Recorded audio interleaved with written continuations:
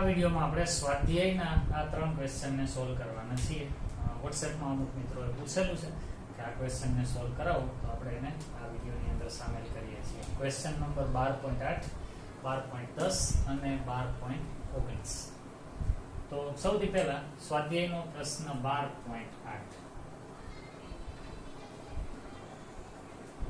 ક્વેશ્ચનનું statement વાંચતો જાઉં છું અને પછી આપણે જરૂરી માહિતીઓ અહીંયા લખીએ. તમારી ટેક્સ્ટ બુકમાંથી તમે પણ જુઓ, પેજ નંબર 386 પર સ્વાધ્યાયનો પ્રશ્ન 12.8. તમે ઇથેનોલને નીચે દર્શાવેલા સંયોજનોમાં કેવી રીતે પરિવર્તિત કરશો? એટલે ઇથેનોલમાંથી અહીંયા જે આપેલા છે સંયોજનો બનાવવાના છે. એમાં પેલું કીધું છે બ્યુટેન 1,3-ડાયોલ, આવું કીધું છે. ઇથેનોલમાંથી પેલું બનાવવાનું છે બ્યુટેન 1,3-ડાયોલ. એટલે આ પરિવર્તન થયું એક પ્રકારનું. જોઈએ કઈ રીતે બનશે. સ્ટ્રક્ચર પહેલા જોઈ લેવાનું. ઇથેનોલનું સ્ટ્રક્ચર તો આપણને ખબર જ છે કે આવું બનવાનું છે CH3CHO, આ બે કાર્બન વાળો આલ્ડીહાઇડ છે ઇથેનોલ. એમાંથી બનાવવાનું છે બ્યુટેન 1,3-ડાયોલ. હવે તમે જુઓ બ્યુટેન 1,3-ડાયોલ એવું બોલો એટલે 4 કાર્બન થયા. એમાં પહેલા ઉપર એ OH અને ત્રીજા ઉપર એ OH, આવું છે. આ છે બ્યુટેન 1,3-ડાયોલ. આ બનાવવાની વાત છે.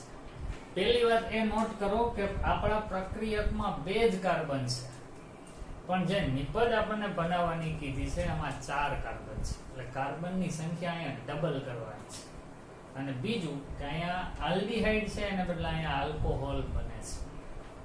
તો સૌથી પહેલી વાર આપણા મનમાં આ વસ્તુ ફ્લેશ થવી જોઈએ કે જો હું ઇથેનોલ એટલે કે આલ્ફા કાર્બન ઉપર આ હાઇડ્રોજન હાજર છે એવા આલ્ડીહાઇડનું આલ્ડોલ સંઘનન કરું ને, તો મને 4 કાર્બન વાળી એક નિપજ બનશે જેમાં આલ્ડીહાઇડ હશે ને બીટા હાઇડ્રોક્સી આલ્ડીહાઇડ બનશે. તો એવું થયું ને, આ આલ્ડીહાઇડ હોય, આ એનો આલ્ફા ના બીટા કાર્બન ઉપર OH, તો OH છે, અહીંયા આલ્ડીહાઇડ હશે, પછી એ આલ્ડીહાઇડ નું રિડક્શન કરું તો આલ્કોહોલ બની. તો હું બોલ્યો એની અંદર આ પ્રક્રિયાનું સોલ્યુશન આવી. તો મારે કાંઈ નથી કરવાનું, મારે ખાલી ઇથેનોલનું આલ્ડોલ સંઘનન કરવાનું છે એટલે મારી પ્રોડક્ટ બની જશે. જો કેમ થાય છે ધ્યાનથી જુઓ. હું લઉં છું ઇથેનોલ,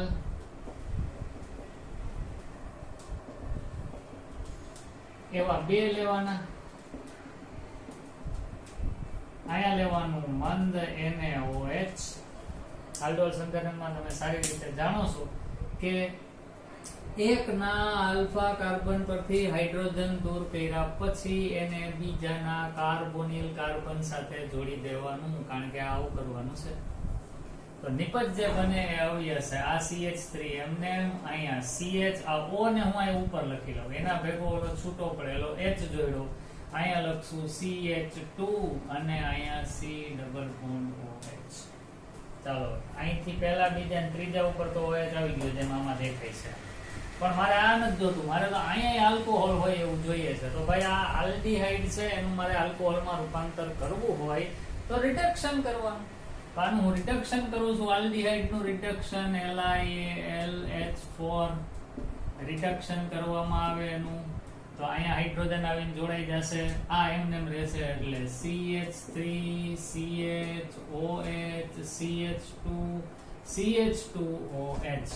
તો આપણી પ્રોડક્ટ બની ગઈ જે આપણને કીધું હતું. બ્યુટેન 1 2 3 4 4 કાર્બન બ્યુટેન, અહીંયા CH3, પછી અહીંયા છે CH એના ભેગું OH, પછી અહીંયા એવું CH2 અને આ CHO નું રૂપાંતર થઈ ગયું CH2OH માં, એટલે બ્યુટેન 1,1,3-ડાયોલ આપણી પ્રોડક્ટ બની. ચાલો બીજું જોઈએ. તો સહેલું છે, થોડુંક બુદ્ધિ વાપરવી પડશે. અને જો તમે પોતાની મેળે આ વાત સુધી પહોંચતા હોવ તો તમારો આનંદ આખો અલગ હશે. સારું, બીજું જોઈએ. બીજું આપણને બનાવવાનું કીધું છે બ્યુટ-2-ઇનાલ. ઇથેનોલ માંથી જ બનાવવાનું છે બ્યુટ-2-ઇનાલ. તો બ્યુટ-2-ઇનાલ કેવું હોય જરાક સ્ટ્રક્ચર વિચારી લો. અહીં લખી દો પછી આપણે ચેકી નાખશું. બ્યુટ-2-ઇનાલ એટલે 1 2 3 ને 4 કાર્બન. આલ્ડીહાઇડ તો હશે જ કારણ કે આલ આવ્યું, અને 2-ઇનાલ 1 ને 2 અહીંયા આવશે. આવું બનાવવાનું ભાઈ બ્યુટ-2-ઇનાલ. તો હવે હેલું અહીંથી આ તો બનાવવું જ પડશે, પછી આનું પાણી નિર્જલીકરણ આલ્ફા બીટા એલિમિનેશન એટલે ડબલ બોન્ડ આવી જાય તો આ બને. તો આ તો સિમ્પલ છે. લાલ કલર થી જ આપણે લખીએ CH3 C double bond O H વત્તા વળી પાછું એવું જ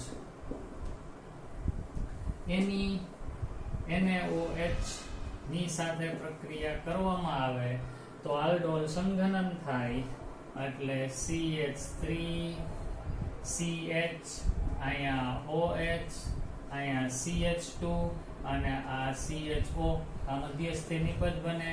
આલ્ફા બીટા એલિમિનેશન થયું એટલે પાણી દૂર થયું તો નિપજ બની CH3 CH અહીંયા આવશે ડબલ બોન્ડ CH CHO આ બની ગયું બ્યુટ ટુ ઇનાલ આલ્ડોલ સંઘનન. ચાલો ત્રીજું જોઈ લઈએ. ત્રીજામાં કીધું છે but two enoic acid. But two enoic acid. તો જો ભાઈ બ્યુટ ટુ ઇનાલ સુધી તો અહીં પહોંચી જ ગયા હતા. હવે એમાંથી ઇનોઇક એસિડ બનાવવાનું છે ભાઈ. આલ્ડીહાઇડ છે એનું રૂપાંતર કાર્બોક્સિલિક એસિડમાં કરવાનું. ઓક્સિડેશન આલ્ડીહાઇડ નું ઓક્સિડેશન થાય તો કાર્બોક્સિલિક એસિડ બને. એટલે આમાં પણ આ પ્રક્રિયા તો લખવાની જ, પણ હવે હું એનાથી આગળનું સીધું લખી લઉં એટલે આ અહીંયા આખે આખું લખવાને બદલે સમય બચે.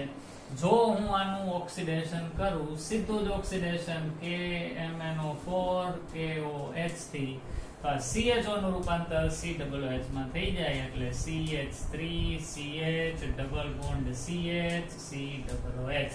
આ છે બ્યુટ ટુ ઇનોઇક એસિડ. તો આ પ્રશ્નના જવાબમાં આ સમીકરણ અહીંયા સુધીનું તમારે લખવાનું થાય. લખી નાખો.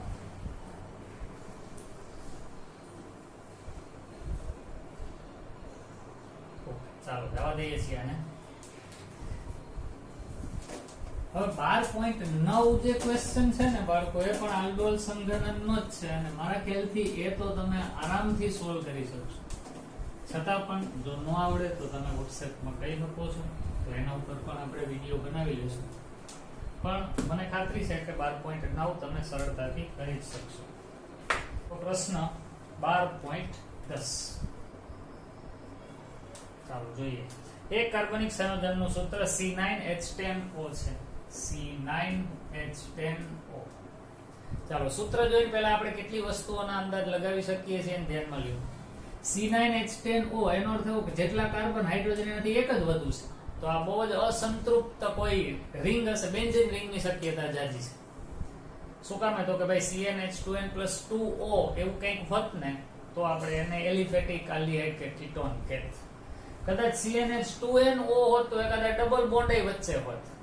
એટલે બમણા કાર્બન, બમણાથી બે કાર્બન, બે હાઇડ્રોજન વધુ, બમણાથી બે હાઇડ્રોજન ઓછા, ઈ ટાઈપનું હોય ને તો ઈ સરળ શૃંખલાવાળી આલ્કાઇલ ચેઇન હોવી જોઈએ.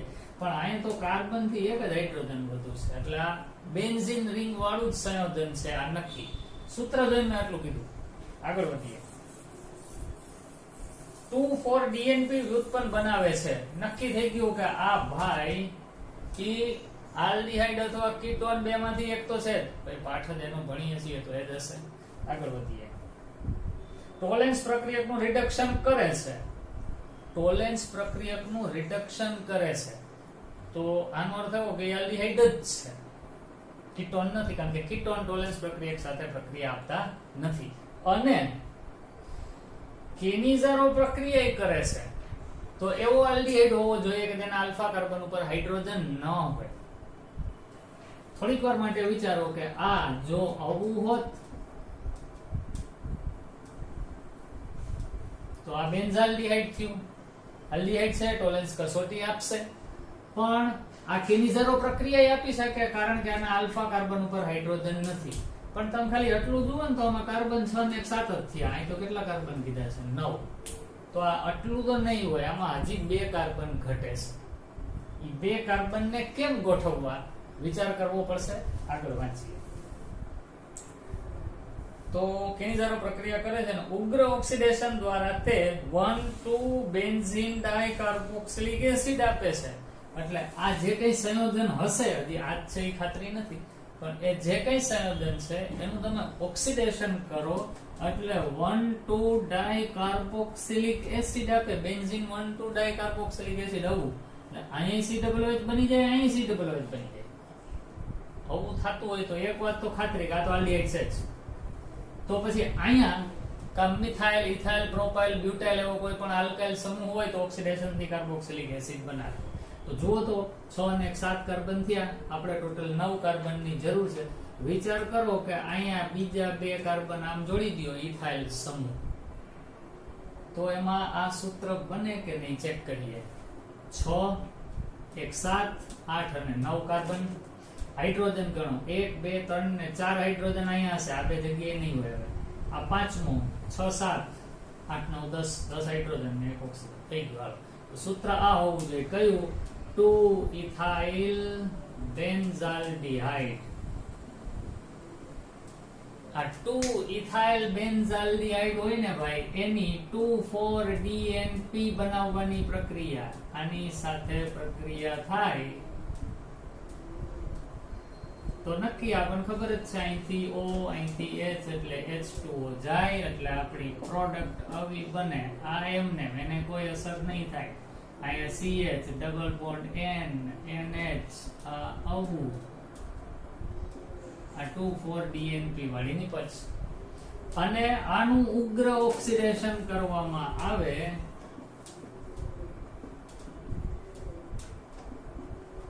ઉગ્ર ઓક્સિડેશન એટલે પોટેશિયમ પર મેંગેનેટ જેવા પ્રબળ ઓક્સિડેશન કરતાની હાજરીમાં. તો આનું ઓક્સિડેશન થાય ને આનું ઓક્સિડેશન થાય એટલે આપણને બેન્ઝીન 1,2 ડાયકાર્બોક્સિલિક એસિડ બને.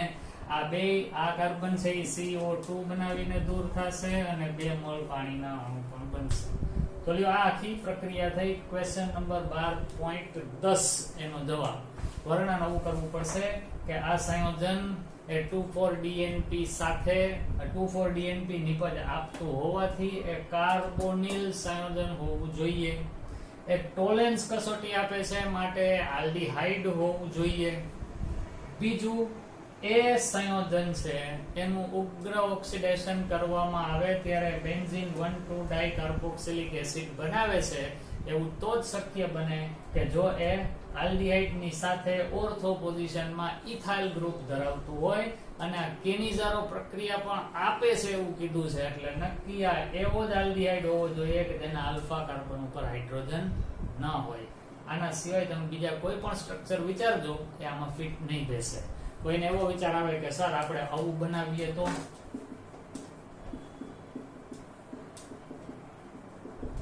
આનું એ સૂત્ર તો આવું જ થશે. જો ગણી લ્યો 1 2 3 4 5 6 કાર્બન 7 8 ને 9 કાર્બન થયા. 5 ને 2 7 ને 2 9 ને 10 હાઇડ્રોજન થયા અને ઓક્સિજન 1. તો સૂત્ર તો આ પણ લાગુ પડે. આ જ સૂત્ર ઉપરથી આવું સ્ટ્રક્ચર બને. આલ્ડીહાઇડ છે, ટોલેન્સ કસોટી એ આપે પણ આ કેનિઝારો ન આપે. શું કામ? વિચારી લ્યો. કેનિઝારો પ્રક્રિયાની શરત છે એવો આલ્ડીહાઇડ હોવો જોઈએ કે જેના આલ્ફા કાર્બન ઉપર હાઇડ્રોજન ન હોય.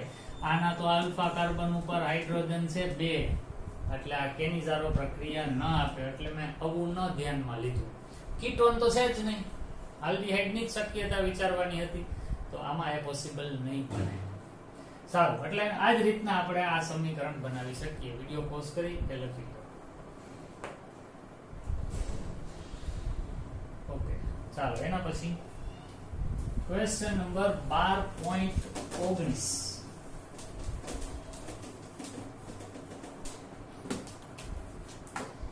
એમાં પણ મોટું સ્ટેટમેન્ટ છે. સ્ટેટમેન્ટ વાંચતા જઈએ અને આપણે સોલ્વ કરતા જઈએ. આમાં થોડુંક 11મા ધોરણનો પહેલો પાઠ એનો આપણે થોડો કન્સેપ્ટ ધ્યાનમાં રાખવો પડશે. એક કાર્બનિક સંયોજન 69.77% કાર્બન ધરાવે છે. કાર્બનનું પ્રમાણ 69.77%. પછી 11.63% ઓક્સિજન ધરાવે છે. 11.63% ઓક્સિજન નહીં પણ હાઇડ્રોજન છે અને બાકીના ઓક્સિજન છે. ઓક્સિજન કેટલો એ ગણવું હોય તો આ બેનો સરવાળો કરવાનો ને એને 100 માંથી બાદ કરવાનો. ટકા કીધા છે એમાં 2 ના આપ્યા છે, બાકી વધ્યા એ ઓક્સિજનના. તો ગણતરી કરવી જોશે ને. 69.77 વત્તા 11.63 7 ને 3 10 નું શૂન્ય વધી 1 7 ને 8 ને 6 14 નો ચોગડો વધી 1 9 ને 2 11 નો એકડો વધી 1 6 ને 2 8 તો આ થયા 81.40 આ બે નો ટોટલ 81.40 થયો 100 માંથી 81.40 બાદ કરો ને બાકી જે વધે ને ઈ ઓક્સિજન થયા કહેવાય. તો એ તો તમને આવડશે 100 માંથી ખરેખર 80 બાદ કરતા હોત તો 20 વધત, 81 બાદ કરતા હોત તો 19 વધત, પણ અહીં તો 81.40 બાદ કર્યા છે એટલે 18.60% આવશે. આમાં કઈ મારે તમને બહુ જાજુ ન કેવું પડવું જોઈએ બાળકો. તો આ ત્રણેયના પર્સન્ટેજ ઇનડિરેક્ટલી આપણને આપી દીધા છે. આગળ વાંચીએ. સંયોજનનું આણ્વીય દળ અણુભાર એ પણ આપી દીધો છે. કેટલું ભાઈ? 86. પછી એવું કહે છે ટોલેન્સ પ્રક્રિયકનું રિડક્શન કરતો નથી. ટોલેન્સ કસોટી નથી આપતું એટલે નક્કી ઈ શું હોવું જોઈએ? કીટોન હોવું જોઈએ, આલ્ડિહાઇડ તો નહીં હોય. પરંતુ સોડિયમ હાઇડ્રોજન સલ્ફાઇડ સાથે યોગશીલ નિપજ બનાવે છે. NaHSO3 સાથે પ્રક્રિયા આપે છે એટલે એક નક્કી કાર્બોનિલ સંયોજન તો છે જ એટલે કીટોન હોવું જ જોઈએ. હાલો આગળ વધીએ. અને તે આયોડોફોર્મ કસોટી હકારાત્મક પરિણામ આપે છે. આયોડોફોર્મ ટેસ્ટ આપે છે એનો અર્થ એવો થયો કે મિથાઇલ કીટોન હોવું જોઈએ એટલે અહીંયા કાંઈક C ડબલ બોન્ડ O અને અહીંયા CH3 આ નક્કી હોવું તો હશે. CH3 વાળો કીટોન હોવો જોઈએ તો જ આયોડોફોર્મ ટેસ્ટ આપે. હાલો આગળ વધીએ. હકારાત્મક પરિણામ આપે છે. ઉગ્ર ઓક્સિડેશન દ્વારા તે ઇથેનોઇક એસિડ અને પ્રોપેનોઇક એસિડ બનાવે છે. એ સંયોજનનું ઉગ્ર ઓક્સિડેશન કરો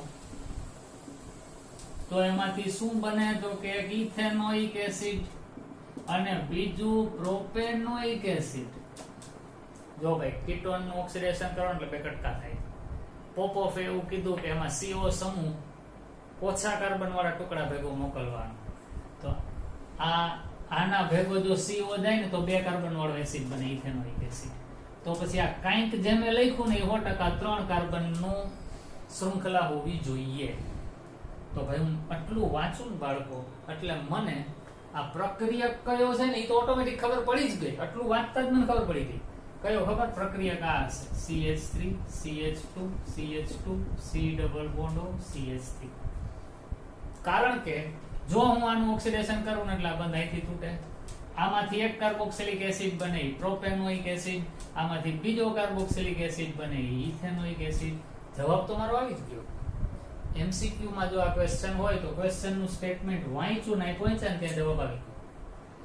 MCQ હોત તો પણ અહીં તો આપણો થિયરી નો ક્વેશ્ચન છે તો આપણે એનું કેલ્ક્યુલેશન કરવું પડશે તો કરીએ. મેથડ ઉપર ખાસ ધ્યાન દેવું બાળકો. મેં કઈ રીતે આખું સોલ્યુશન તમારી સામે લખ્યું એ બહુ મહત્વનું છે. આપણે જનરલી રફ વર્ક ને ઇમ્પોર્ટન્સ નથી આપતા. રફ વર્ક ઈ નકામું નથી, રફ વર્ક જ બહુ ઇમ્પોર્ટન્ટ છે કારણ કે તમારું રફ વર્ક જ તમને માર્ક સુધી પહોંચાડે છે. તો પ્રોપર રફ વર્ક કરવા. આને કોઈ રફ વર્ક ના કહી શકે યાર. તો બહુ સિસ્ટમેટિક કામ કર્યું છે. જુઓ ને મેં ટકાવારી આપેલી હતી એ પ્રમાણે લખી, ઘટતા થાય ના ગોઈતા, અણુભાર આપેલો હતો, કઈ પ્રક્રિયા આપે છે તો પછી શું હોઈ શકે એવું બધો અંદાજ લગાવ્યો હતો. જવાબ સુધી તરત પહોંચી ગયા. પણ હવે આપણે એને કાયદેસર ગણશું. ક્વેશ્ચન નું સ્ટેટમેન્ટ પૂરું કરી જ લઉં.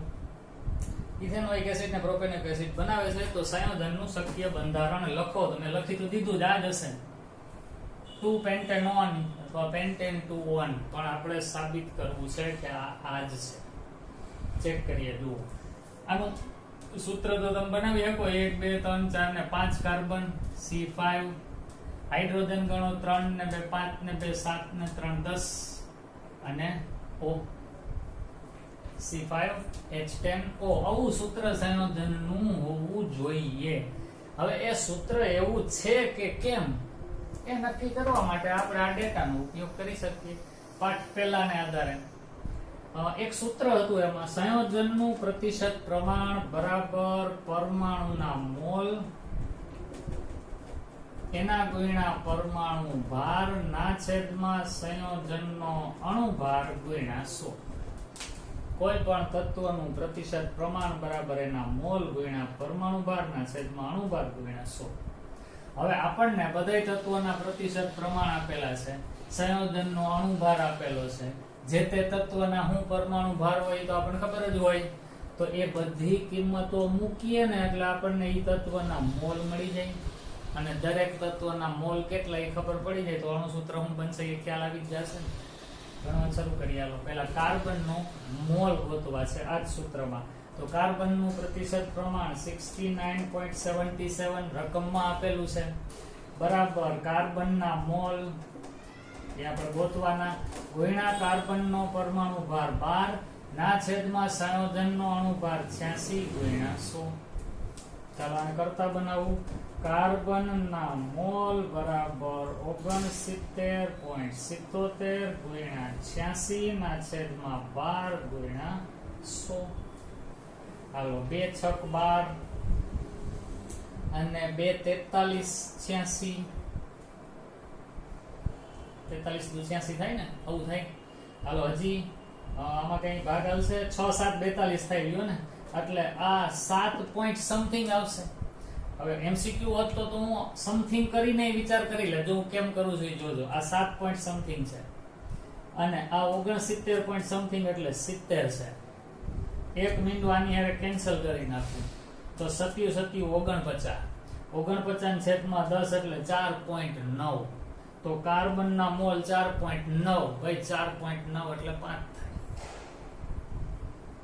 વિધાઉટ કેલ્ક્યુલેટર, જો જેઈ કે નીટ માં આપણે આ સોલ્વ કરવાના હોય તો કેલ્ક્યુલેટર તો આપણને આપશે નહીં, તો આવી જ રીતના કરવું પડશે અંદાજ લગાવીને. તો 4.9 એટલે 5, તો જો આ ગયા કાર્બન 5 આવે જ છે, થઈ ગયા. પણ તમે બોર્ડમાં જો આ ગણવાના હોય તો તમારે એની કેલ્ક્યુલેશન કરવાની છે, અને એના માટે તમને કેલ્ક્યુલેટરની છૂટ છે. તો આપણે આનું એક્ઝેક્ટ કેલ્ક્યુલેશન કરીએ તો આવું થાય 86/6 કરીએ, 43/6 તો 43/6 તો એનો જવાબ આવશે 7.16. 7.16 ગુણ્યા 69.77 એવું કરી નાખીએ. 7.16 ગુણ્યા 69.77 એટલે એનો જવાબ આવે છે 499.55. 499.55 ના છેદમાં 100, તો એને તમે 4.99 એટલે અંદાજે 5 કહી શકો. જવાબ તો એ જ આવ્યો, કાર્બન 5. હાલો હવે હાઇડ્રોજન ગણી લઈએ.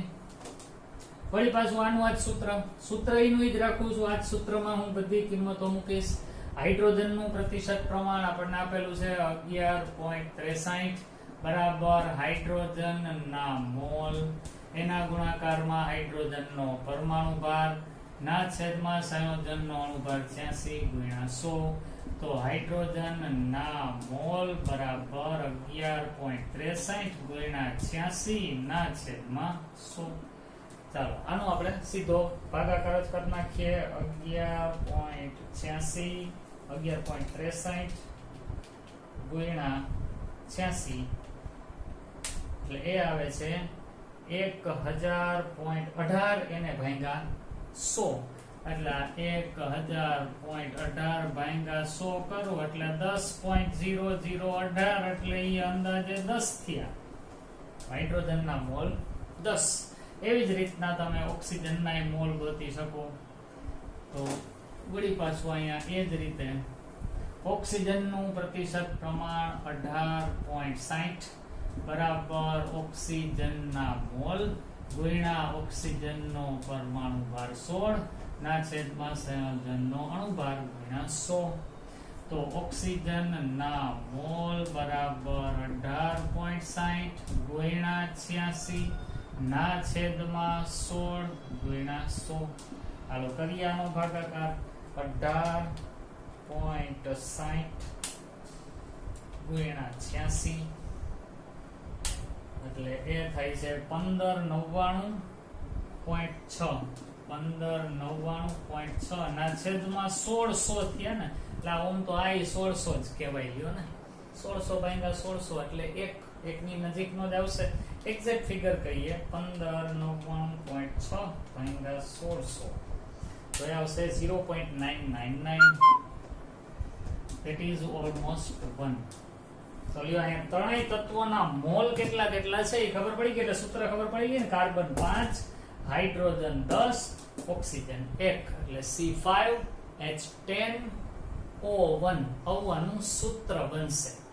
અને એ સૂત્ર બન્યા પછી આ બધી કસોટીના સમીકરણ ઉપરથી આપણે કહી શકીએ કે એનું બંધારણ આ ટાઈપનું હશે. પહેલા એક કામ કરું, હું તમને કાયદેસર જવાબ જ લખાવું છું. પહેલા વહેલા સંયોજનનું સૂત્ર નક્કી કરવું. એમાં આટલું લખી લો. આ રજૂઆત તો લખવાની જ છે, પછી આ બધું એ લખો, પછી આગળ વધીએ.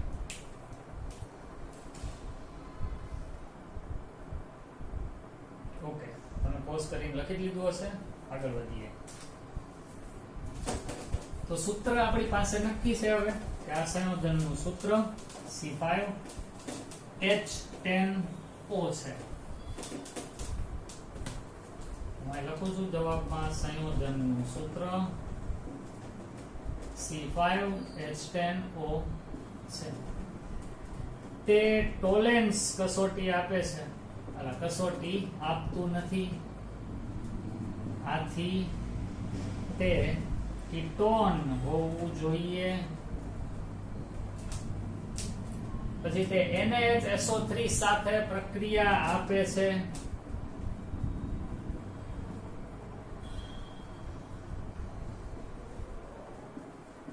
માટે તે C ડબલ બોન્ડ O ક્રિયાશીલ સમૂહ ધરાવે છે. અને આયોડોફોર્મ કસોટી પણ આપે છે.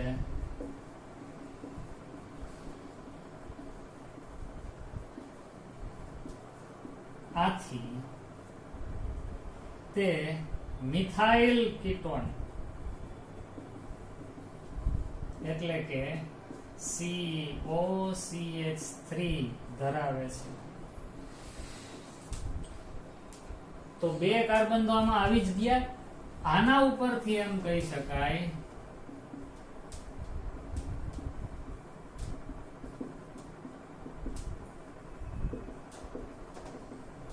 સંયોજનનું બંધારણ. હા, અને ઉગ્ર ઓક્સિડેશન થી, જ્યાં એ પણ લખી લઉં, ઓક્સિડેશન થી ઇથેનોઇક એસિડ અને પ્રોપેનોઇક એસિડ આપે છે.